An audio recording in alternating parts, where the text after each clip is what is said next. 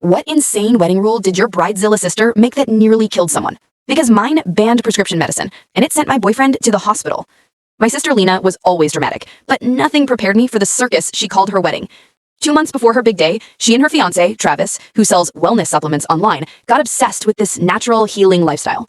They were posting nonstop about cleansing your aura, detoxing your energy, and how modern medicine was a scam created by Big Pharma. I rolled my eyes at most of it until she sent the guests an email titled Mandatory Wedding Wellness Protocol. The list was absolutely insane. No perfume or cologne, disrupts the energy field. No phones, radiation pollution. No leather shoes, animal suffering vibrations.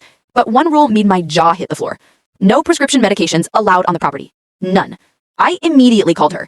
Lena, you can't be serious. Mom needs her heart pills, and you know I have a nut allergy. I have to carry my EpiPen. She got defensive right away.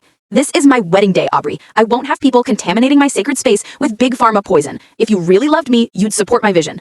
I tried to reason with her, explaining my allergy could literally kill me. But she just said, maybe your allergy is psychosomatic. You just have to trust the universe. That's when I knew this wedding was going to be a disaster. I warned Mom and my boyfriend Kevin about her rules. We all agreed to hide our medications and just keep the peace.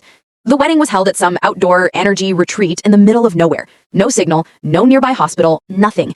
It was 90 degrees, humid, and Lena insisted on a 2-hour ceremony where every bridesmaid had to give us spiritual testimony about how she'd changed their lives. People were fainting from the heat. Kevin's grandma, who's diabetic, nearly collapsed. Then came the reception, which somehow got worse. Dinner was all raw veggies and fruit smoothies that tasted like grass water. The wedding cake was a dried fruit tower that nobody could even cut. An hour in, Kevin grabbed a handful of what looked like regular trail mix from one of the tables. Within seconds, his throat started swelling. His face turned red. He was choking, gasping. My heart stopped. I knew it was nuts. I reached for his EpiPen, but it wasn't in his jacket pocket. That's when one of the bridesmaids whispered that security had been ordered to confiscate all unauthorized pharmaceuticals at the entrance. I screamed, "Where is it?" while Kevin collapsed to the ground, his lips turning blue. One of the groomsmen finally admitted that Lena had thrown the confiscated meds into the dumpster, calling them toxic garbage. I didn't think twice. I sprinted behind the kitchen and dove into that dumpster, tossing trash everywhere, crying, shaking. Finally, I found the EpiPen, covered in frosting. I ran back, dropped to my knees, and jabbed it into his thigh. For a terrifying moment, nothing happened. Then his chest lifted. He took a breath. Another. He was alive. Paramedics arrived 10 minutes later and rushed him to the hospital. They said if I had been 30 seconds later, he wouldn't have made it. And Lena's reaction?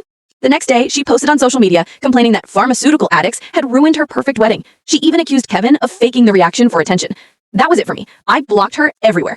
No apology, no guilt, nothing. My sister's wedding wasn't just a disaster, it was a warning. Sometimes wellness can be deadly.